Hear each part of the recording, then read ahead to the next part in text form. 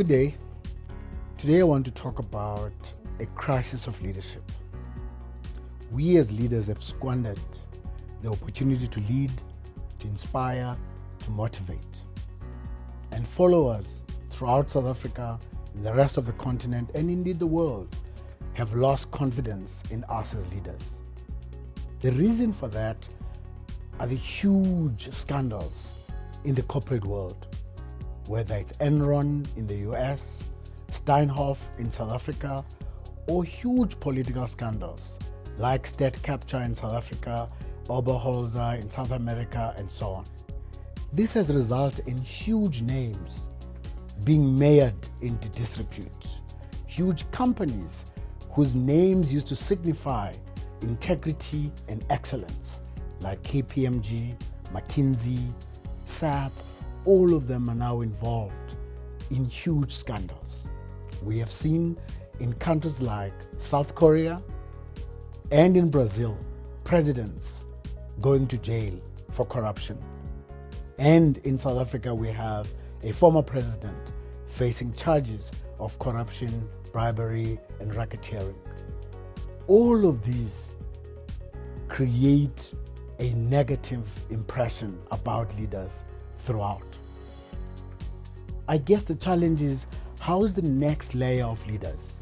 How is the next young leadership group going to take up the challenge to create a more ethical leadership core?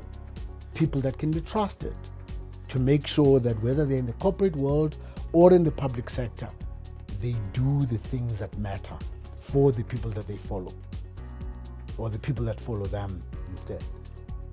So I'd like to give the following pieces of advice for us as young leaders.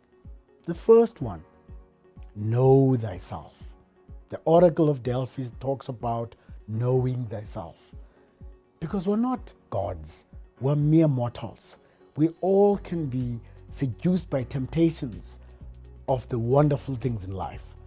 If we don't hold on dear to our values and principles and know who we are, it's very easy for us to be swayed, to be persuaded, to be convinced to go a path that will lead to ruin and embarrassment. The second piece of advice is for each and every one of us, whether you are a leader or a potential leader, to know the reasons why you want to lead. Not what you tell everybody, but the intrinsic reasons internally, deep in your heart, as to why do you want to lead. Is it about the perks? Is it about status? Is it about wealth? Is it about power?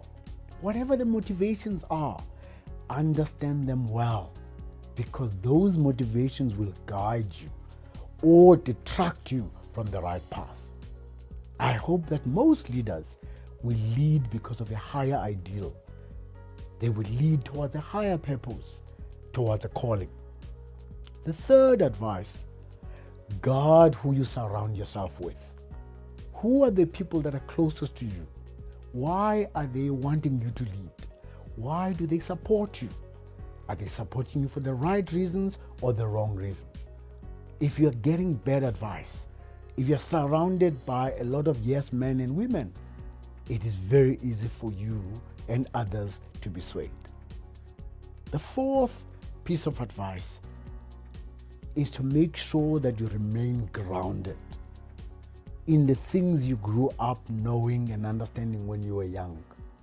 Because those values and principles will hold you in good stead when the excitement of leadership, when the allure of success, when the seduction of power comes, you remain grounded in the things that really, really, really matter. The last and probably the most important advice is to take feedback. It's very important for leaders to listen. God had a reason to give us one mouth and two ears. We gotta use those more, because when we get feedback from those who we lead, they can give us feedback about where we're getting it wrong. Sometimes it's those we lead, sometimes it's family members. You have to have a circle of advisors who can give you feedback so that you stay on the straight and narrow. So, to young leaders out there, we have the possibility to make Africa to realize its true potential. But if we are going to be the midwives of Africa's rebirth, we have to make sure that we have integrity as the core of who we are and not allow ourselves to be seduced to go a different path. I challenge you, therefore, to introspect and see why others that came before you fell on their path. Make sure that you stay on the right path and you can lead with integrity, with morality, with the right values. We need this for our children.